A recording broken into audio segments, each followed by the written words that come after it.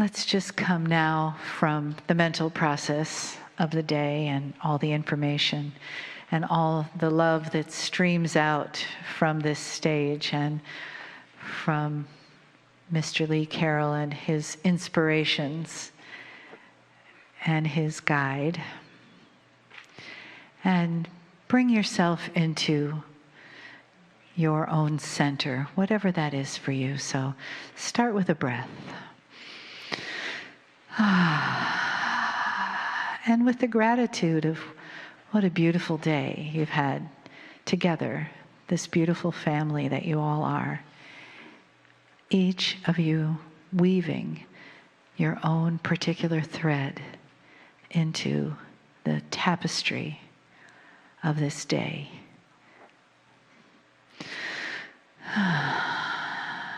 Each bringing a resonance,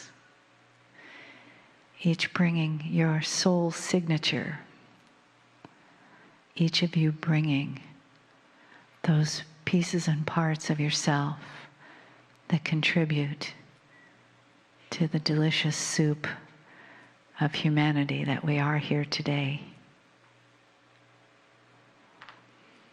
Each different resonance, each different thread, woven with light and love and sacredness and oneness for the whole that we make when we're together. Each necessary part, like cogs in a wheel of this angelic machine that brings us to the moment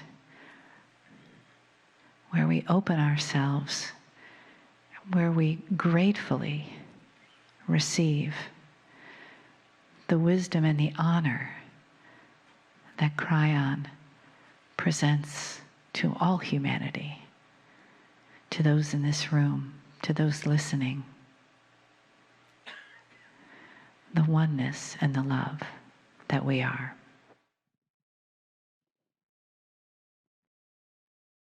Greetings, dear ones. I'm Kryon of Magnetic Service. We wanted to pause a moment for the entourage to come in, and for those who are sensitive here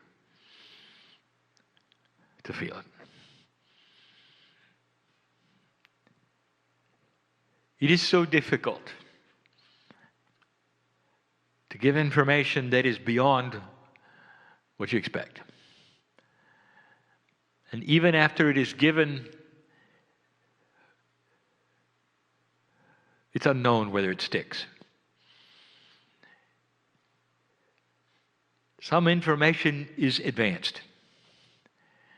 This is the last channeling of the year. The last 2 times I have sat in front of you, I've given you summaries. This really isn't a summary at all. It's the next step. I'm going to call it the completion of the story of the soul.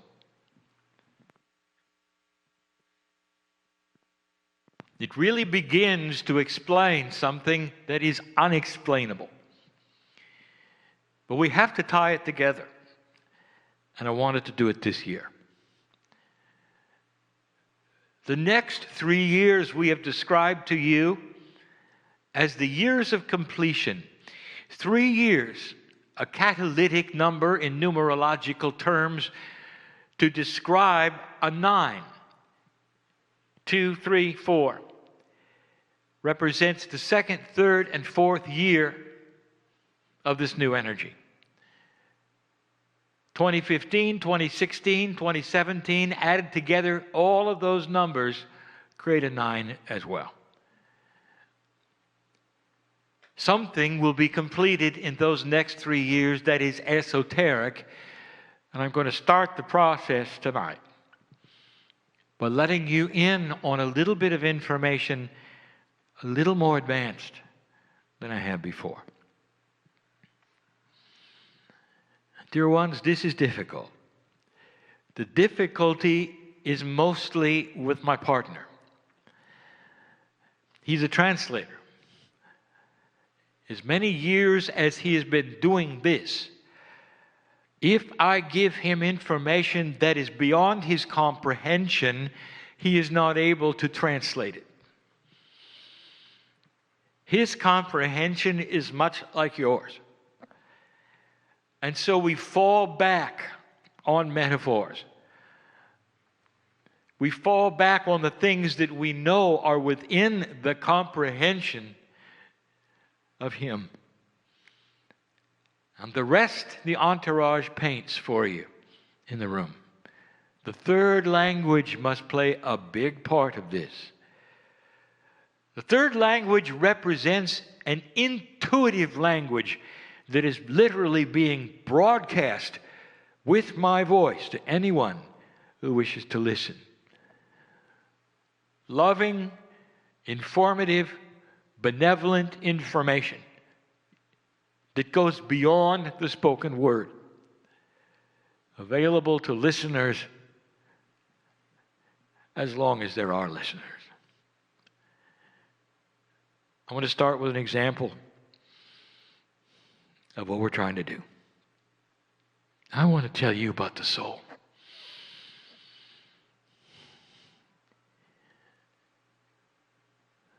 I want to tell you in terms that I've never used before, and I can't. You don't have the words. You don't have the experience. You don't have the energy and no concept of where you're going. Not really. And it's so beautiful. Let us say for a moment, pretend with me. Just pretend. That a ship lands from another planet. It's friendly. And out steps a humanoid couple, and they give you their names and where they're from, and they speak your language. And as you look at them, you know very well they do not have the seed of God that you have in you. It's not part of their scenario, but they have intelligence. And they're interested in humans.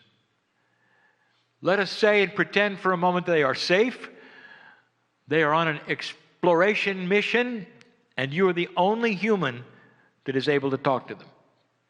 Pretend. They're going to get everything they know about humanity from you. What is it that they would ask you? Let's pretend. They're not going to ask you about history. They're not going to ask you about anything. They're going to ask you about things they don't have.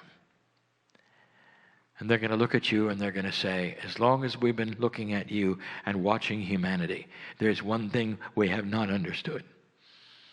Please tell us about love. Where do you begin? And what kind of love? Are you going to tell them about the love you have for the planet, for your partner, for the animals in your life, for your ancestors, for your mother, for your father, for those who you've lost? And how would you begin? How many kinds of love are there? What are the differences? And when you started, and even if they said we have plenty of time, where would you begin? And when you did begin, how would you describe the emotional field of love? You could say whatever you wanted to say, and they could understand the language, but you and I know that love is more than language. When you fall in love, there is a thickness of spirit. There is something palatable. You look into the eyes of your newborn. That's not just emotion. There's communication. Love has a field around it that's beautiful. It vibrates. Two humans together in love. They form a bond. There's actually a third energy formed because of the two they have for one another. They think about each other from long distances. It's more than language. How are you going to describe that? Let us pretend they sit there and they listen to you. As long as you want to talk, they're taking notes. When it's time to go, they thank you, shake your hand, and they mean it. Their research is done and they fly away. You can just imagine what they're saying to each other. They're not any closer to knowing about love than they were before. Because everything you've said is not discernible because they don't have it. This is the puzzle tonight. And all we have is what you can absorb. So we go to the third language and we want you to see what we're talking about. We want you to understand as much as you can. Let us review what we have said about the human soul. The soul is not part of that which is corporeal, and yet it resides in you at a corporeal level. But it's not. It's not chemistry. It's not synapse. It's not intuition. It's not any of the things you've studied. It is something you can't understand. It's a piece of the Creator. The creative source which created all that is, long ago, created a beautiful, benevolent system, and it needed a universe to accomplish it, and galaxies, and planets, and life. And all of those were put together and accomplished correctly, properly, and not accidentally. The creative source that built the planets around you, the galaxy that you circle, is inside you. And it hides. It hides because it's part of the test on the planet for you to discover with free choice if it's there. To make it hide even more, there's only a certain percentage of it you can handle, so you're not aware of it. You're not aware of its grandness or what it is actually, but you are aware of it intuitively. Humanity knows God. As far back as you can look at your history, human, you came onto the planet and you looked for the Creator. Because it's inside. And then it happened. The Pleiadians came. I'll tell you about them in a way I've never, ever told you. The human soul permeates everything about you. It is not locatable. It is pure, multidimensional energy that is sacred and beyond anything you can ever measure. It's not in a scale that you have ever seen. You don't have a word for it. You don't have colors for it. It's too far above any sense that any human will ever have to identify. And it loves you because you're family.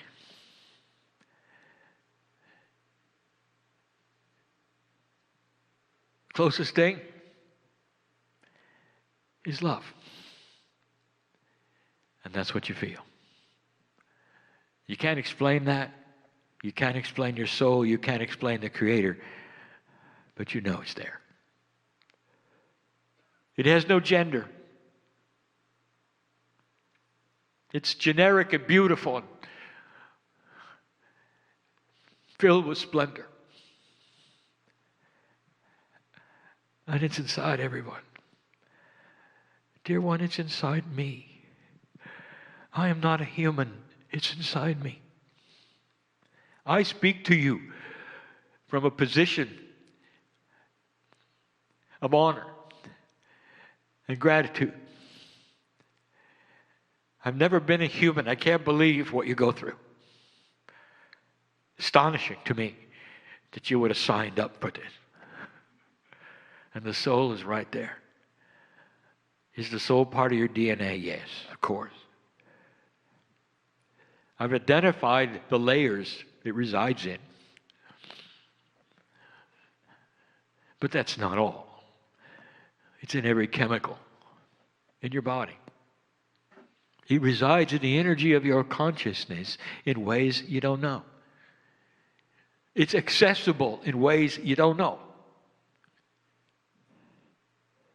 And it loves you beyond measure. I cannot tell you what it is because you don't have the concepts to understand it. But if you could think for a moment of the most beautiful colors you've ever seen, that would be it. The most benevolent force you've ever felt, that would be it. The most love you've ever had for anyone or from anyone, that would be it. It surpasses anything you've ever experienced on the planet, that'd be it.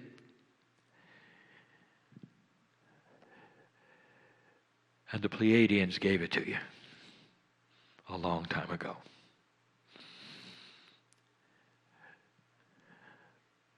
I want to tell you about them. After I tell you about you. Dear ones, this is difficult, and this is a review of one thing we've discussed, and we're going to go further than this. The things I give you today will sound outlandish, beyond weird and strange to many. We're prepared for that. But many of you have to know it. I'm talking to old souls, both listeners and in person. Not all, but most. Most.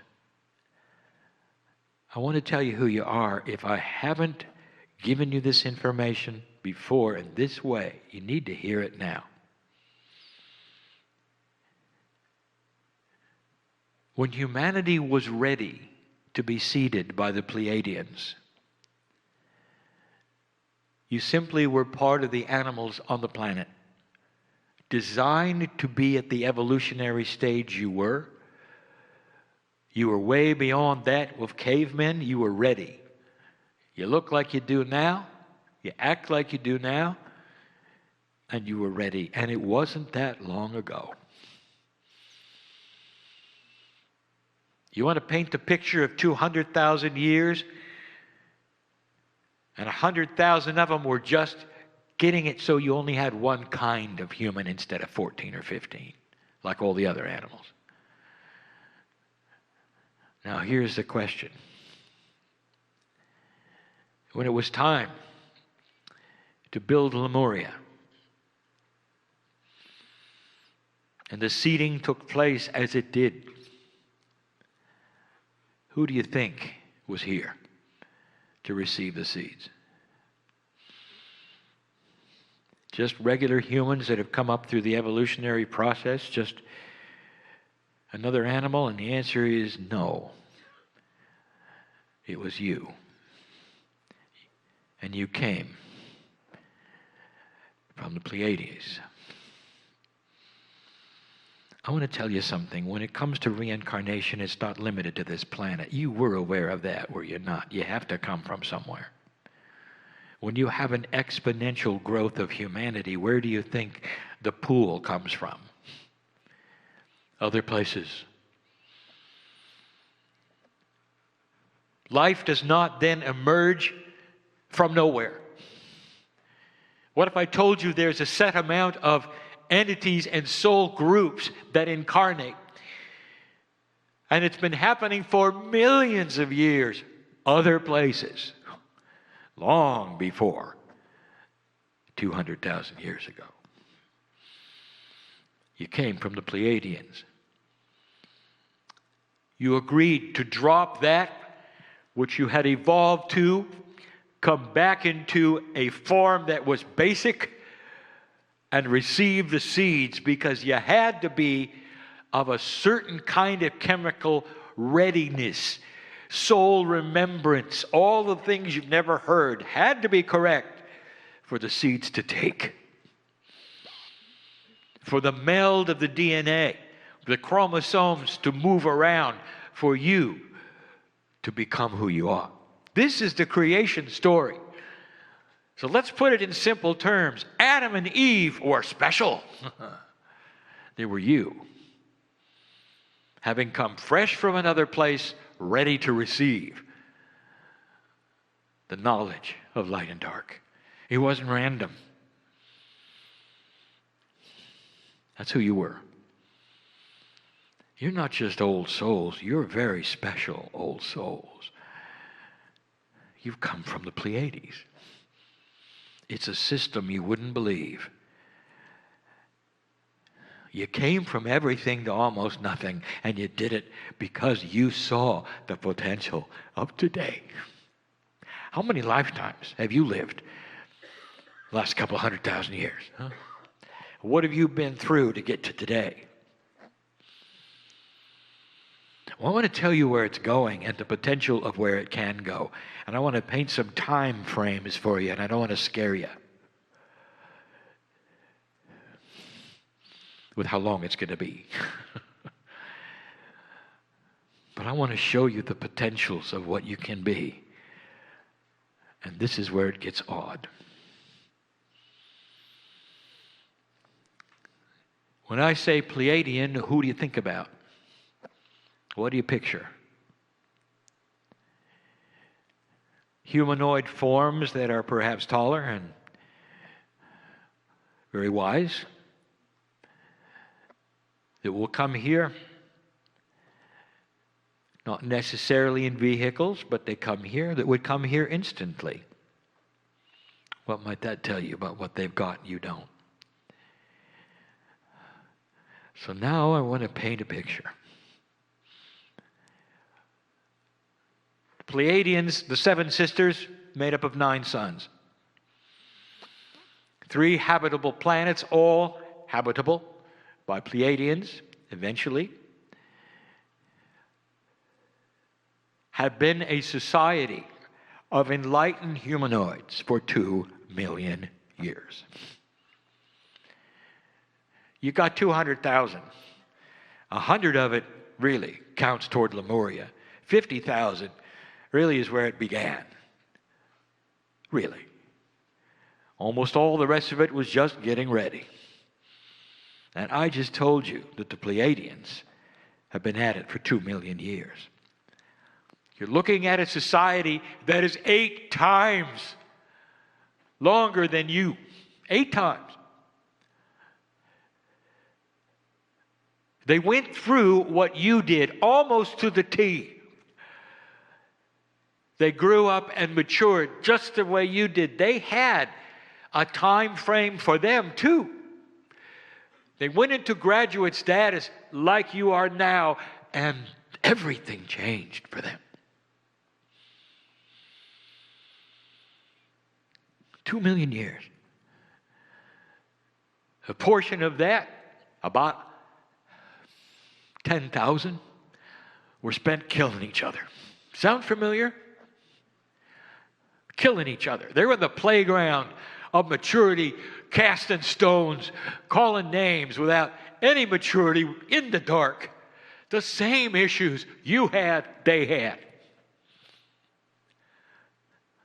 They passed the marker. And they began to receive information. And I'll get there. Believe me. Tonight. I'll tell you. But I want to tell you about them. Their DNA is like yours. You probably knew that. You're going to find it all over the galaxy. DNA is DNA.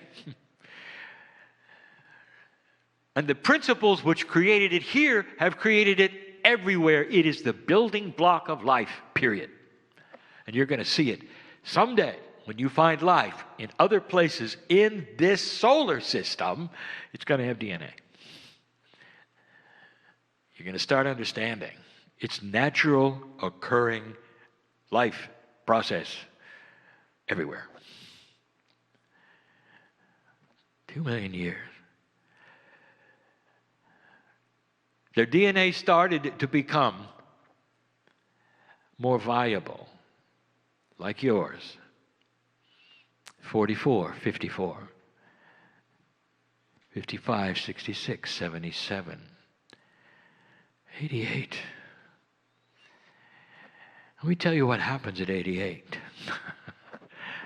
You start to meld with the soul. You're designed to be divine. Did you know that? I want to tell you something. You're designed to live forever.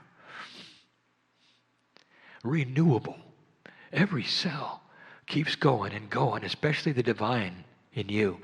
When it starts balancing up the cellular structures, it creates new ones. It goes to the blueprint. It never gets old. You never get old. Kryon, what are you going to do with overpopulation when you never get old? Let me give you a hint. The Pleiadians have 3 planets. Does that give you something? You learn to move around. You learn about the universe. It's not an issue. It's not a problem. It's beautiful. A Pleiadian is the closest thing you'll ever see to an angel in your life.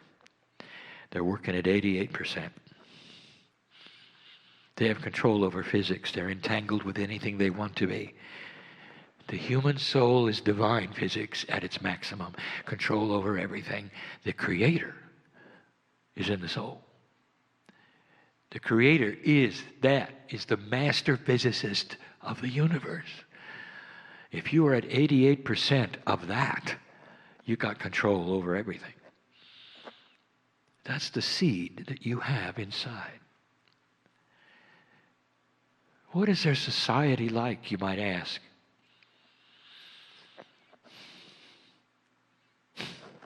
There is no society.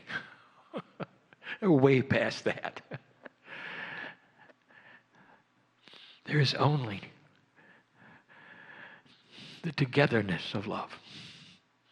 Closest thing to an angel you'll ever see. 88% of the creative source over 2 million years. The Pleiadians were seeded by others. We've talked about Orion and Arcturus. They become your grandparents. There's one before those you've never even heard of. They took 1 million years or more. You do understand, do you not? In a planet that's over 4 billion years old, you're the new kid on the block here. You're really new. Imagine what was going on in your galaxy. Do you know how long 1 billion years is? Imagine what went on. This is the only planet of free choice in the galaxy at this moment. Dear ones, you're it. And you just passed a marker, and all the life in this galaxy that has divine DNA knows about you. The signal was sent. I want to tell you what that does. That brings celebration, hope, visitors, and help. The system begins. All of this talk about soul, and here's why. I want to tell you about the system.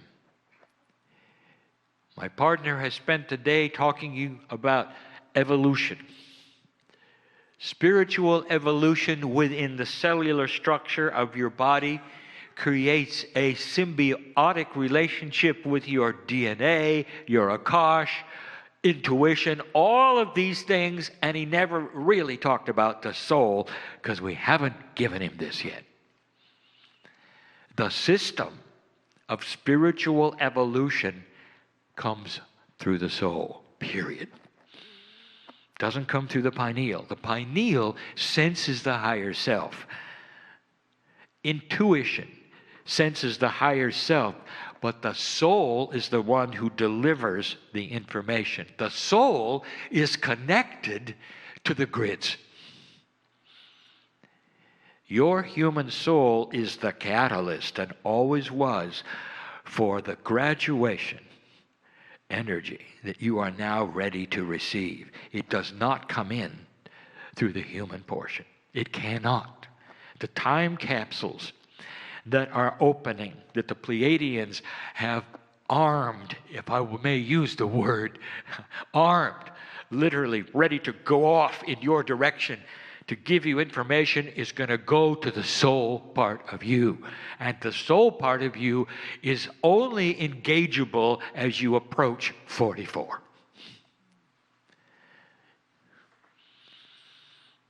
Spiritual evolution is going to be an increase in soul awareness. Now, here's something we've never talked about that you are starting to feel. We're going to call it this. We're going to call it soul remembrance. Your Akash is only from Earth. Let me tell you something about that. We gave you information a long time ago what happens to your Akashic remembrance when you pass over the veil. It stays here. It's in the cave of creation, in a crystalline substance, you might say, that remembers everything. It's like you have your own crystal and it stays on the planet, and when your soul comes back, it picks up the information, puts it in your DNA, and off you go. It stays here. So let me ask you, why are some of you remembering who you were on another planet? I know who's here, you see? Some of you are remembering Pleiadians. Some of you are remembering that you went through this before. It's giving you hope because you know where it went. You got to see 88%. And that's why you're here, because the chance of that happening here, you're not going to miss it. Who knows how long it's going to take? It doesn't matter because you're going to be here the whole time.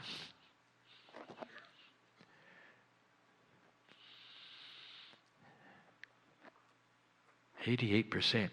Soul remembrance is what we're going to call soul Akash. It remembers past Earth. And this is starting to happen. With the evolutionary process of that which is taking place on this planet with old souls, in is going to come soul remembrance. You're going to remember your eternal. Who were you 5 million years ago? You were not Pleiadian. That is going to occur to you as well. You want to know? You want to really know where your souls are coming from? All the planets of free choice that have graduated. They're not coming from the sky in some well from the creative source. They're coming from other places who have gone through this, dear ones. That's who you are.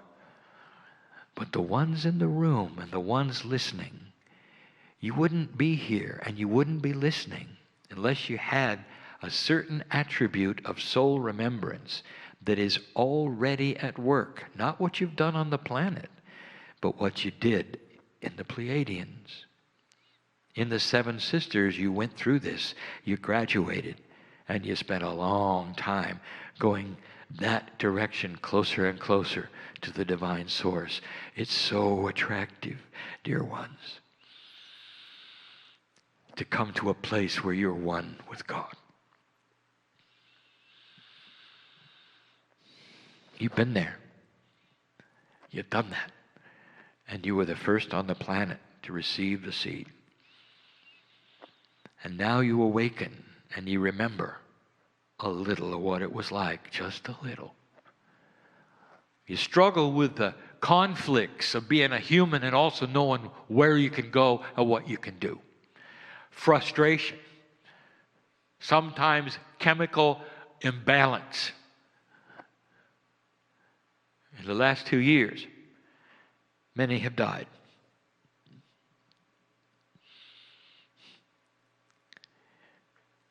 Maybe they've been friends of yours.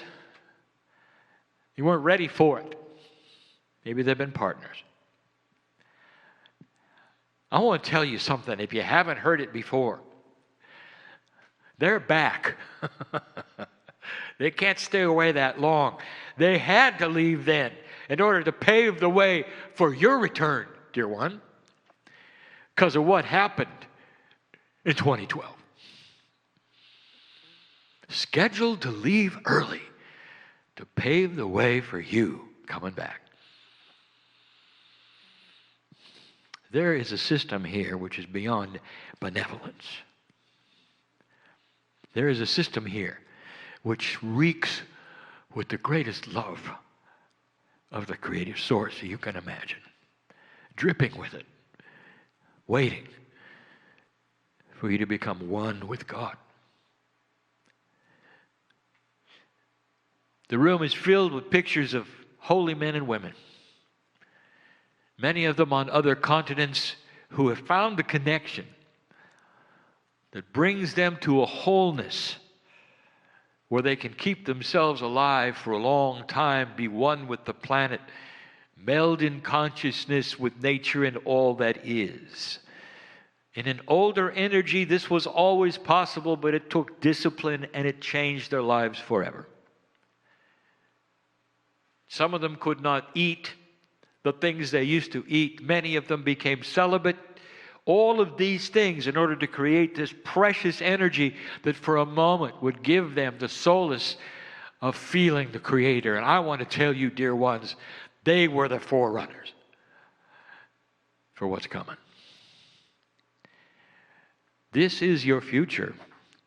With free choice, you can turn it around if you wish, but you're not going to.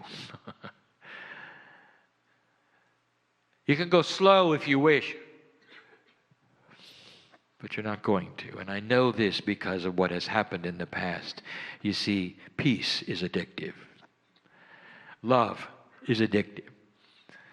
Benevolence of spirit and compassion is addictive. You know how I know? Let's talk about the master that the season is about today. Perhaps you saw pictures of the Christ, and you saw the animals gathered at his feet. That was accurate.